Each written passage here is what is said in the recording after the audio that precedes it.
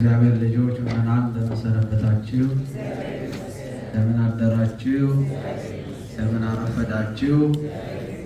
አምላካችን እግዚአብሔር ምሕረቱን ቸርነቱን አብዝቶ ያለፈው ጊዜ በሰላም አሳልፎ ይህችን ዕለት ይህችን ሰዓት በቅዱስ ቃሉ እንድንባረክ ቅዱስ ቃሉን ሊያስተምረን ሊመክረን ሊያንጸን በዚህ ቅዱስ ስፍራ ያገናኘን የአባቶቻችን አምላክ እግዚአብሔር ስሙ የተመሰገነ ይሁን። የወላዲተ አምላክ የእመቤታችን የድንግል ማርያም አማላጅነት የቅዱሳን አባቶቻችን ጸሎት የቅዱሳን መላእክት ጥበቃ ተራዳይነት ከሁላችን ጋር ይሁን። ከቅዱስ ወንጌሉ ሲነበብ እንደሰማነው በዮሐንስ ወንጌል ምዕራፍ 4 ከቁጥር 1 ጀምሮ ያለውን ነው ካህኑ ያነበቡልን። ለጥቂት ደቂቃዎች ያክል ወንጌሉን ትንሽ ለማስታወስ ነው። ሰፊ ሰዓት ወስዶ በዚህ ሰዓት ወንጌል ለማስተማር ጊዜውም አይፈቅድም፣ ሰዓቱም አይበቃም እና ቅዳሴው ላይ ነው ያለነው። በጸጥታ ሆነን ጥቂት ደቂቃዎችን ወስደን ቃሉን እንድንሰማ እግዚአብሔር አምላካችን ለሁላችንም አስተዋይ ልቦናን ያድለን። አምላካችን መድኃኔዓለም ኢየሱስ ክርስቶስ በመዋዕለ ሥጋዌው ካደረጋቸው ነገሮች አንዱ በዮሐንስ ወንጌል በምዕራፍ 4 ላይ የተጠቀሰው ሰፊ ምስጢር የያዘ የወንጌል ክፍል ነው። ወደ ሰፊው ምስጢር አልገባም፣ ነገር ግን ጥሬ ቃሉን እንዲሁ አንስተን እንድንነጋገርበት ነው። አሁንም በድጋሚ አምላካችን እግዚአብሔር ያስተምረን።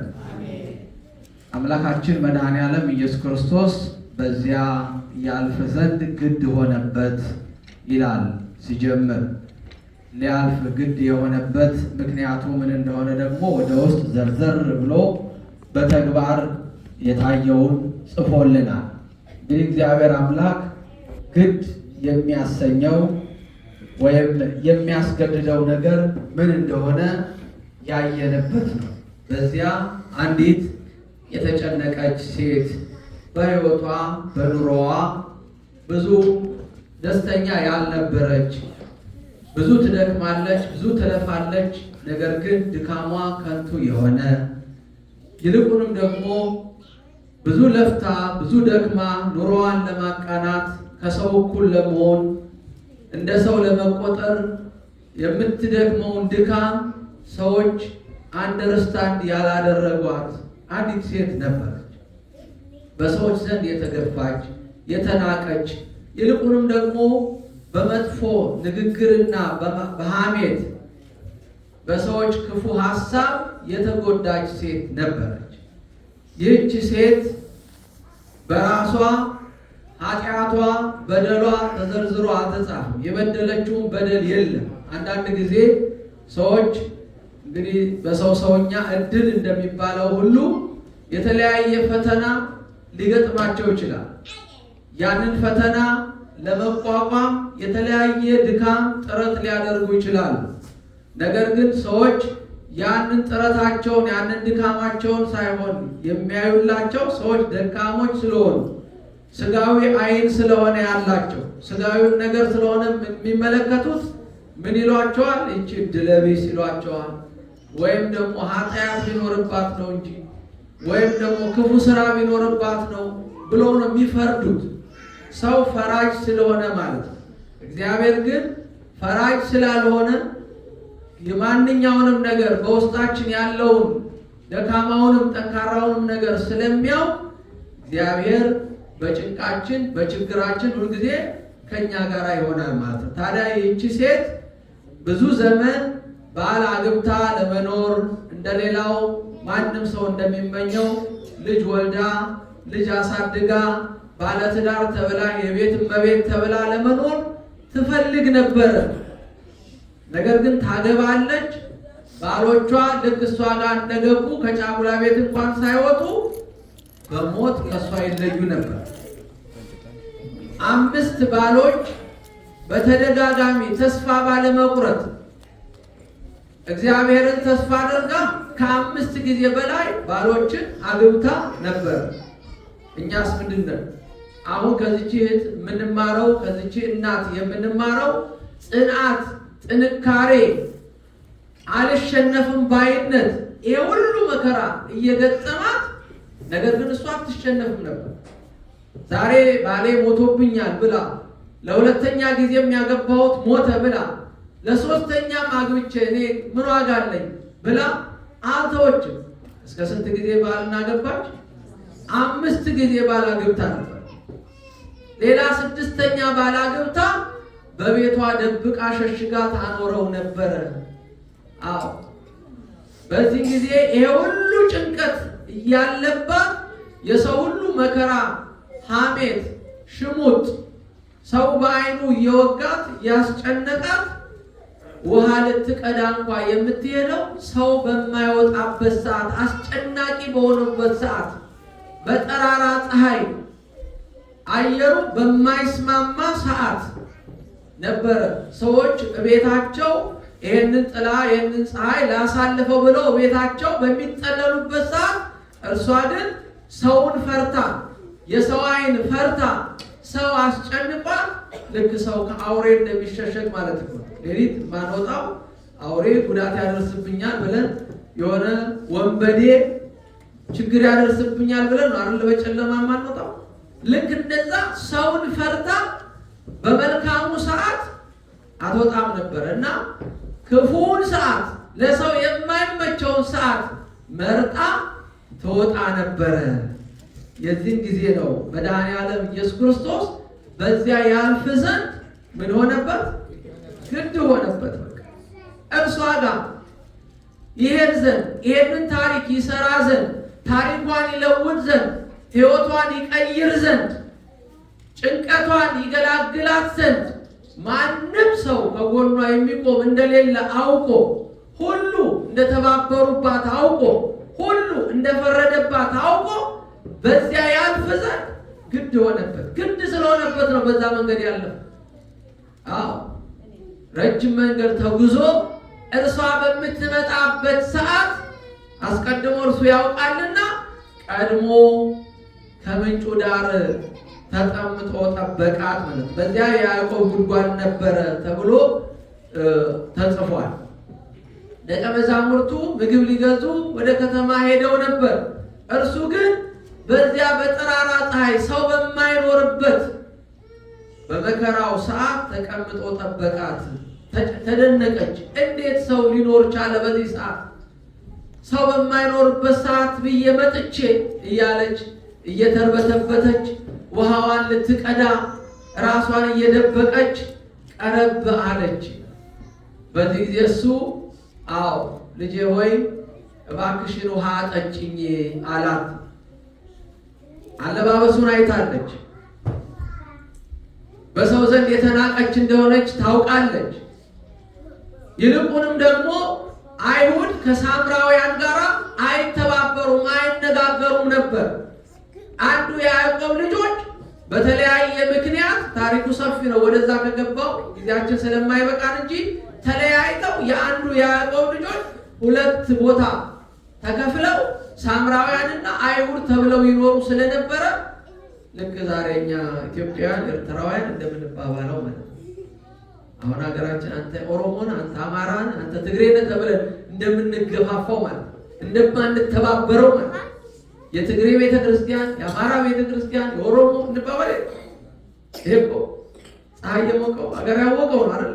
የእኛ ጉድ። እነሱም እንዲህ አይነት ችግር ነበረባቸው። አዎ ከመጣላታቸውም በላይ ደግሞ አይተባበሩም ነበር። አብረው አይበሉም፣ አብረው አይጠጡም። አንዱ የነካውን አንዱ አይነካም ነበር። አዎ በዚህ ጊዜ አዎ አንተ አይሁድ ስትሆን እኔ ሳምራዊት ስሆን እንዴት ከኔ ውሃ ትለምናለህ አለችው። ምን አላት? ይሄን ውሃ የሚለምንሽ ማን እንደሆነ ብታውቂ ኖሮ አንቺ እውነተኛውን ውሃ ትለምኚው ነበር። አንተ ከአባታችን ከያዕቆብ ትበልጣለህን አለችው። ያዕቆብን ታውቀዋለች። አዎ አንዳንድ ጊዜ መምህራንን እናውቃለን፣ እኛ አስተማሪዎቻችን እናውቃለን፣ ሰባኪዎቻችን እናውቃለን፣ አገልጋዮቻችን እናደንቃለን፣ እናውቃለን። አገልጋዮችን የላከውን እግዚአብሔርን ግን የማናውቅ ብዙ ሰዎች አለን። ያው መምህራንን የምንፈራ አገልጋዮችን ካህናትንም እንፈራ፣ ለእነሱ እንጨነቅ። ያው እሱም እኮ በስጋዊ ነው በመንፈሳዊ አይደለም። ምን ይሉኛል ብለን ነው እንጂ ከልብ እኮ አይደለም። ግን እግዚአብሔርን ደግሞ ምንም አንል እማንፈራ እንኖራ። ሰው መፍራት ያለበት ማንን ነው? ማወቅ ያለበት ማንን ነው? እየተናገርኩ ያለሁት እኔ ስለማን ነው? ንገሩኝ። አንድ ሰባኪ ቆሞ የሚናገረው ስለማን ነው? ስለ ራሱ መናገር ይችላል? ማን ስለ ራሱ መናገር ይችላል?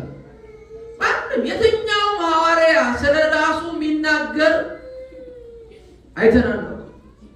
በቅዱስ መጽሐፍ የተጻፉትን ሁሉ እኔ እንደዚህ አርጌ እዚህ ቦታ ተወልጄ እዚህ ቦታ ሰርቼ እንዲህ አርጌ የሚል የለም የተጻፈ። ይሄን ካለ ያ ሰው ትዕቢተኛ፣ ያ ሰው ወድቋል፣ ያ ሰው የወደቀ ነው። በዚህ የተነሳ ምዕመናንም ይሰናከላሉ። እግዚአብሔርን ሳይሆን ማንን ያደንቃሉ? አስተማሪውን፣ ሰባኪውን። ቤተክርስቲያን መጥተው ያንን ሰው ማግኘት ነው የሚፈልጉት። እግዚአብሔርን ወደ ማግኘት አይወጡም። እሷም ያዕቆብን ታውቀዋለች። በደንብ ነው የምታውቀው። በትንቢት የተነገረውንም መሲህ ወደፊት እንደሚመጣ ታውቃለች። ግን እሱን ማወቅ ብቻ በቂ እንዳልሆነ እዚህ ላይ እንረዳለን ማለት ነው። ምዕመናን ሁልጊዜ ማሰብና ማስተዋል ከኛ እንዳይወሰድ ሁልጊዜ እግዚአብሔር ቃል ይነግረናል። ማሰብና ምንድን ያልኳችሁ? ማሰብና ምን? ሰው በማሰብና በማስተዋል ውስጥ ካልሆነ በድንግዝግዝ ነው የሚጓዘው። ሰው መጀመሪያ መፈለግ ያለበት ማንን ነው? እግዚአብሔርን። እግዚአብሔርን ነው ማየት ያለበት። ማንንም ቢሆን በምድር ላይ ያለ ፍጡር፣ በሰማይም ላለ ፍጡር ከሚካኤል በፊት ማንን ነው የምናየው? እግዚአብሔርን አይደል? ከገብርኤል በፊት እግዚአብሔርን አይደል? እግዚአብሔር ነዋ ቅዱስ ገብርኤልን ጠባቂ አድርጎ የሰጠን፣ ሚካኤልን ጠባቂ አድርጎ የሰጠን። ከካህኑ በፊት እግዚአብሔርን ነው ማየት ያለ። ከንጉሱ በፊት እግዚአብሔርን ነው ማየት ያለ። እንዲህ አይነቱን ክፉ ሀሳብ እንዲህ አይነቱን ነገር ከመመኘት እግዚአብሔር ከኔ ያርቅልኝ አለ ይላል ናቡቴ እኮ በአንደኛ ነገሥት ምዕራፍ 20 ከቁጥር 1 ጀምሮ። ናቡቴ የተባለ አንድ እግዚአብሔር ሰው አስቀድሞ ከአባቶቹ የወረሰው አንድ መልካም ርስት ቦታ ነበረውና ንጉሱ አክዓብ ተመኝቶ ጉቦ ልስጥህ፣ የሚያስፈልግን ነገር ልስጥህና የአባቶችን ርስት ስጠኛል። እንዲህ አይነቱን ክፉ ሀሳብ እንድቀበል እግዚአብሔር ከኔ ምን ይበልልኝ? ከውዳሴ ከንቱ እግዚአብሔር ያርቅልኝ፣ ክፉ ነገርን ከኔ ያርቅልኝ ብሎ እንዳለው ማለት ነው። ስለዚህ ቤተክርስቲያንን ማወቅ፣ እግዚአብሔርን ማወቅ፣ ወደ ቤተክርስቲያን ዕለት ዕለት መምጣት፣ ምን ማድረግ እንዳለብን ማስተዋል፣ ሁልጊዜ መዘንጋት የለብን። የምናስተውል ከሆነ የማንን ሕግ እንፈጽማለን? ንገሩ። የማንን ሕግ እንፈጽማለን? እኛው መዘመር ላይ ጎበዝ ነን፣ ማስቀደስ ላይ ጎበዝ ነን፣ መመጽወት ላይ ጎበዝ ነን። ነገር ግን ታረቁ ስንባል እንቸገራለን። ታረቁ የሚል ማን ነው? እግዚአብሔር። ዋናው እሱ። ስጋዬን ብሉ ደሙን ጠጡ ያለ ማን ነው? እግዚአብሔር።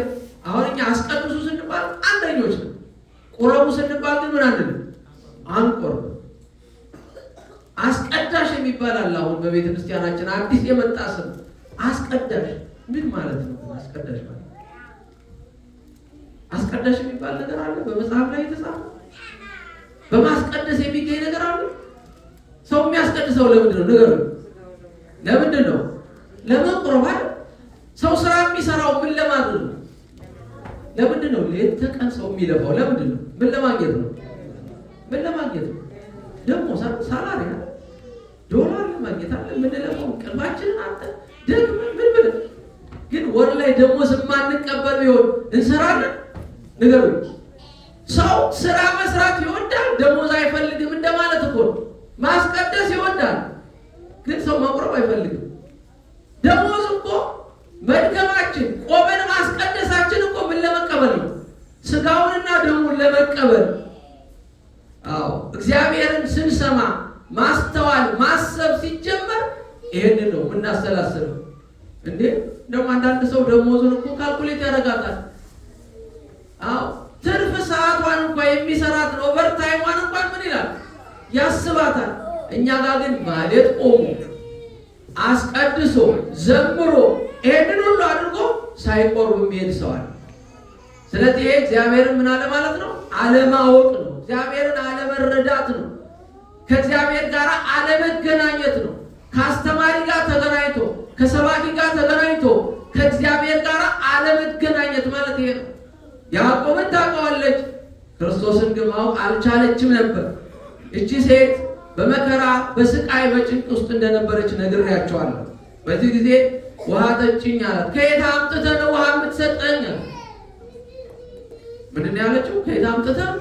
ውሃው ጥልቅ ነው፣ የምትቀዳበት መቅጃ እንኳን የለህም። ከየት አምጥተህ ነው ውሃ የምትሰጠኝ? አዎ ለዛ እኮ ነው ሰው እግዚአብሔርን ትተን እኮ ሰው ላይ የምንደገመው። ኧረ መጀመሪያ ሰው እኮ ነው የሚያስፈልገው እንላለን። ሰው እኮ ያለ ሰው አይኖርም።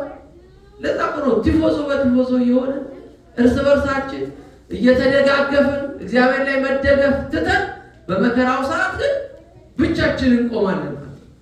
ሰው ሁልጊዜ መጀመሪያ ማረጋገጥ ያለበት ራሱን መፈተን ያለበት ከማን ጋር መሆኑን ነው።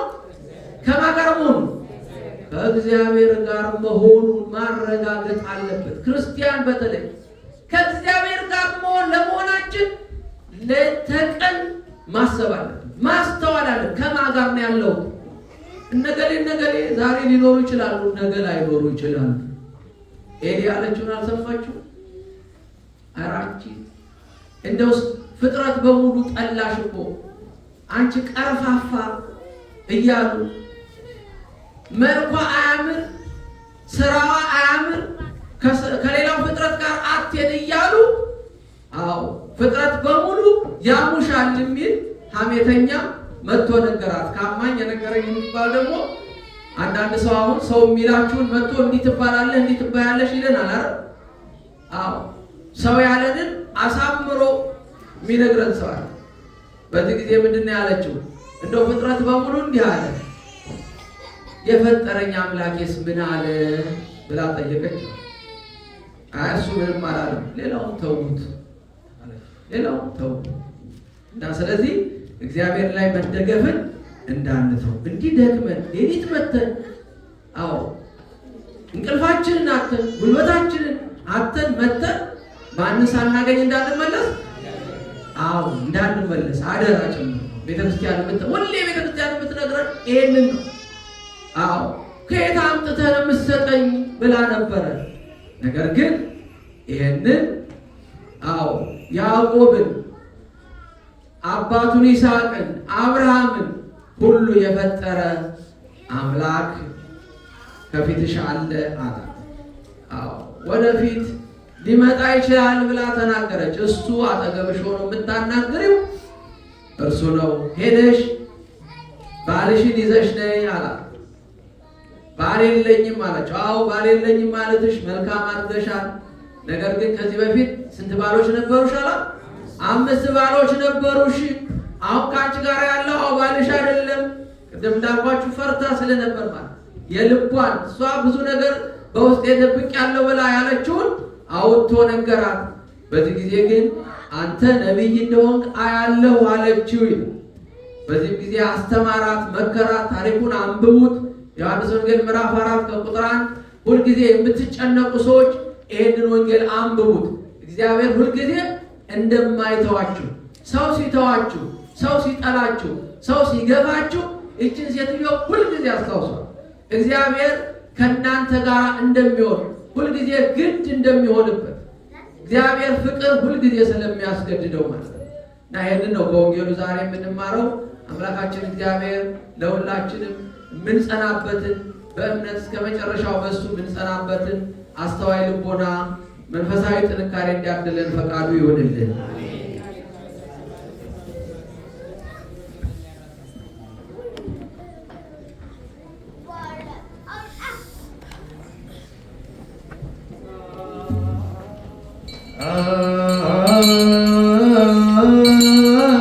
Oh